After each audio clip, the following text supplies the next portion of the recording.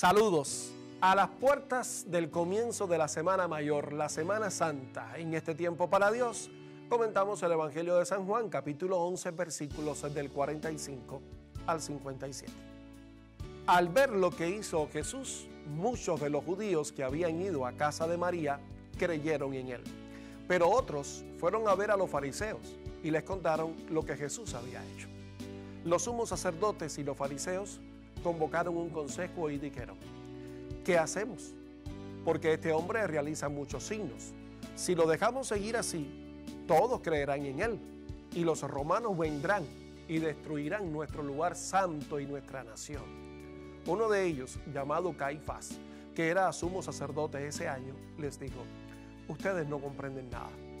¿No les parece preferible que un solo hombre muera por el pueblo y no que perezca la nación entera? No dijo eso por sí mismo, sino que profetizó como sumo sacerdote que Jesús iba a morir por la nación, y no solamente por la nación, sino también para congregar en la unidad a los hijos de Dios que estaban dispersos. A partir de ese día, resolvieron que debían matar a Jesús. Por eso él no se mostraba más en público entre los judíos, sino que fue a una región próxima al desierto, a una ciudad llamada Efraín, y allí permaneció con sus discípulos. Como se acercaba a la Pascua de los judíos, mucha gente de la región había subido a Jerusalén para purificarse. Buscaban a Jesús y se decían unos a otros en el templo: ¿qué les parece? ¿Vendrá a la fiesta o no? Los sumos sacerdotes y los fariseos habían dado orden de que si alguno conocía el lugar donde él se encontraba, lo hiciera saber para detenerlo. En el Evangelio de hoy vemos cómo ya se planea la muerte de Jesús, y es llamativo que esto se produce luego de que Jesús ha resucitado a Lázaro, lo que provocó que muchos judíos creyeran en él. Y son las autoridades religiosas las que se confabulan para esta acción. Son las autoridades religiosas las que deciden matar a Jesús, quien vino precisamente para dar vida, para dar testimonio de la presencia del Padre en medio de la historia. Pero para ellos eso no era suficiente. Una vez más en la historia, el miedo, esa poderosa arma de la maldad, hace al hombre actuar contra la verdad, contra la inocencia, contra la justicia. Pudo más la envidia, pudo más el riesgo de perder autoridad, que la gente siguiera a Jesús, pudo más el estar a bien con las autoridades políticas, pudo más el riesgo de que pudieran destruir el templo, sin darse cuenta que el verdadero templo de Dios se manifestaba en Jesús. Un Jesús que se mantuvo fiel a la misión encomendada por el Padre.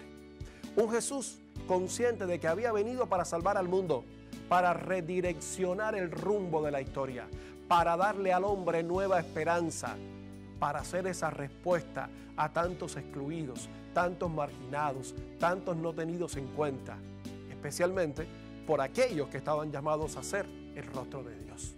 Un Jesús que, consciente del momento, consciente de lo que se acercaba, no se echa atrás. No se pone del lado de los fariseos para evitar lo que venía. No hace lo que quizás otros llaman lo políticamente correcto, porque lo políticamente correcto es totalmente incorrecto si no lleva a la salvación del hombre, si no lleva a hacer la voluntad de Dios. Y entonces se va con los discípulos a un pueblo muy cerca del desierto.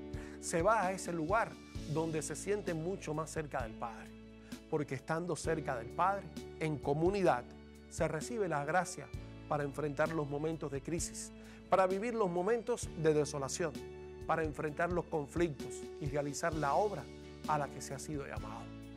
Y Jesús, llamado a realizar el proyecto de Dios, es consciente de que es necesario vivir el conflicto, vivir la crisis, por devastadora que parezca, porque de ese conflicto, de esa crisis devastadora, desgarradora e inhumana, brotará entonces la liberación total del hombre, la salvación total del hombre.